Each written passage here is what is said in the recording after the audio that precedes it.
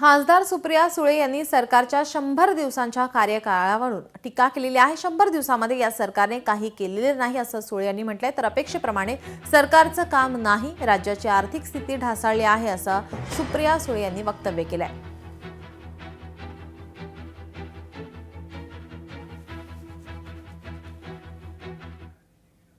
हे खूप म्हणजे जड अंतःकरणाने म्हणते, कारण का राजकारण हे होत राहील, इलेक्शन्स होत राहतील, पण शेवटी राज्याची आर्थिक परिस्थिती आणि सामाजिक परिस्थिती ही खूप महत्त्वाची असते आणि कुठलंही राज्य ह्याच्या हितासाठीच सगळ्यांनी काम करायचं आहे। देशाच्या हितासाठीच आपण सगळे शेवटी कामं करतो।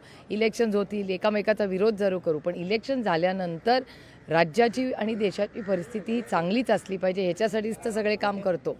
पण दुर्दैवाने गेल्या 100 दिवसात ज्या माझी विधानसभेच्या आधीची भाषणं जर तुम्ही सगळी काढली तर तुमच्या लक्षात येईल की माझ्या भाषणांमध्ये जे जे मी सांगत होते ते आज सगळं होतं आहे। प्रत्येक स्कीमबद्दल असेल किंवा सामाजिक परिस्थिती महाराष्ट्राची असेल, आर्थिक परिस्थिती फक्त महाराष्ट्राची, राज्याचीही। लोकशाही मराठी ऐका, पहा, जागरूक रहा।